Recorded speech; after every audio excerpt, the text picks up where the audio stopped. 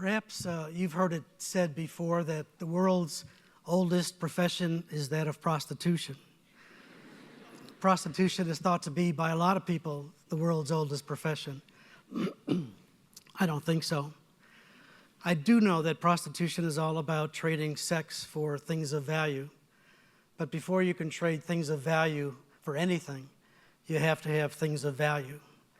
So when we think about the very first humans on this earth, for them, things of value were literally found in nature, all around them on the ground.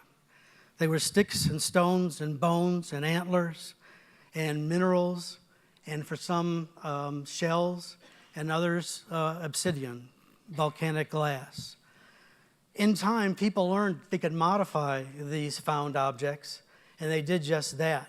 So they took their sticks and their stones and their bones and all the rest, and they cut them and carved them and drilled them and sharpened them and pointed them and did all kinds of things to make them more useful and more valuable. In time, people then realized that they could actually join these things together, these found modified objects, and they did just that.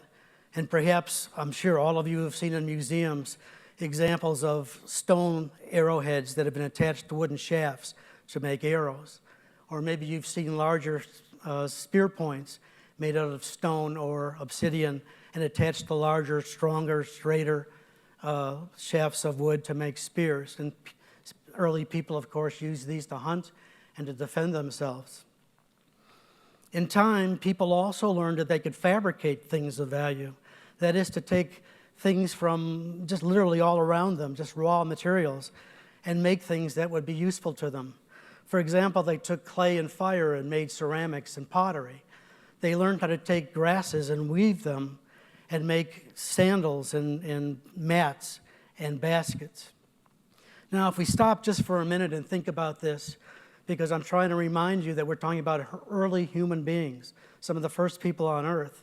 This sequence of found, modified, joined, and fabricated objects of value, it in itself is quite extraordinary.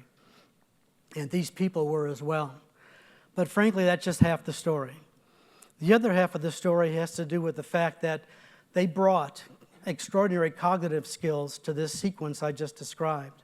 First, they learned how to they first learned how to make observations. And they got really good at making observations because before long, they learned that not only were they making observations, but they were being observed. And so as part of their making observations, they learned that they could identify voids and problems and challenges and opportunities. They then conceptualized, they visualized, they gathered materials, and they made models. And they tested them through trial and error. And they assessed them, and they refined them. And ultimately, these early humans produced an extraordinary array of designed images, designed objects, and designed spaces. Being places they could occupy.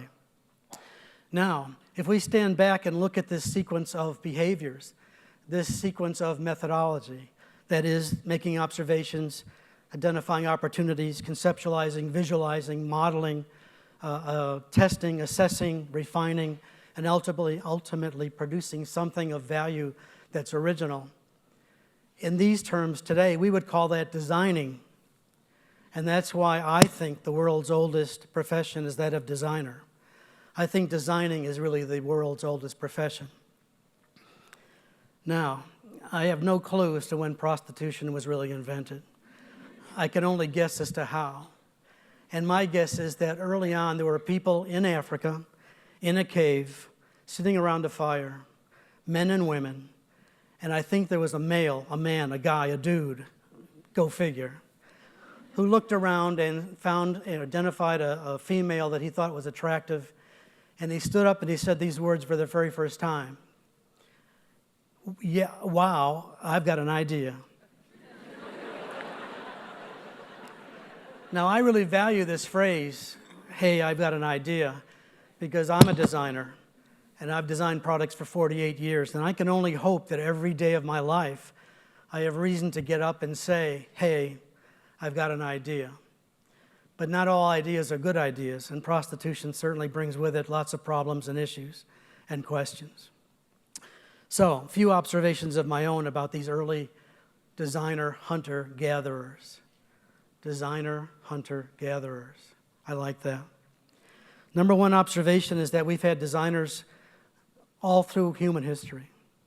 Secondly, we self-select ourselves to do this work. No one makes us do this. What we do is we look around, and when the culture says to us, who's going to create these images and objects and spaces, a few of us always raise our hands. Now, we're not doing this because we're heroic. We do it simply because designing is exciting, challenging, wonderful, hard, difficult, challenging, I think I already said that, fun, and important work. Third observation has to do with the fact that we have always, as designers, we've always had a three-part point of view. And that is to say that throughout time, designers have always oriented themselves to have these 3 points of view. One is we're concerned and aware of what was. We are concerned about what is, and we're really preoccupied with what can be. And so the what was part is obvious, I think. The more we know about our history, our human history, the more informed our designs will be. I don't want to design things that have already been designed. I don't want to solve old problems yet again. And I don't want to make same old mistakes. Frankly, I'd rather make new mistakes and learn some things. But basically speaking, the more we know about human history, the more informed our designs are. As far as being aware of what is, we designers live in the same world you do. And so every day we get up and go to work and raise our families. And we think about things that are happening locally and nationally and globally. And those things, too, inform our design work. But it's this third category that's most intriguing to us, those of us, again, who are designers. And that is this area of being preoccupied with what can be. I get up every day thinking about what can be, what isn't, what could be, what should be. And that's why I'm a designer. My fourth observation has to do with methodology. It seems to me that it's extraordinary. It's really extraordinary that the same methodology that I use and we've all used, all designers have used throughout time, has essentially stayed the same. Now, circumstances have changed, technologies have changed, consequences and contexts have changed, but in fact, as a matter of fact, everything has changed. But as a matter of fact, we use the same methodology. So today, we make observations, we identify opportunities, we conceptualize, we visualize, we model, we test, we assess, we refine, and hopefully, we produce objects and images and spaces that are of use to you. Now, another observation has to do with magic. If I had magical powers, then I can simply snap my fingers and literally remove from our lives every designed image and every designed object and every designed space. Just take it from us. You do realize that we'd all be sitting here right now naked in the dirt, just like those people in the cave. So, last observation. Creativity is not just for designers. Creativity is about being human, and that's about all the invitation you need. So, I leave you with a challenge for each and every one of you. If what you are doing, if what you are thinking, if what you are about to do doesn't at least attempt to inform and advance and refine what it means to be human, then don't do it. Thank you.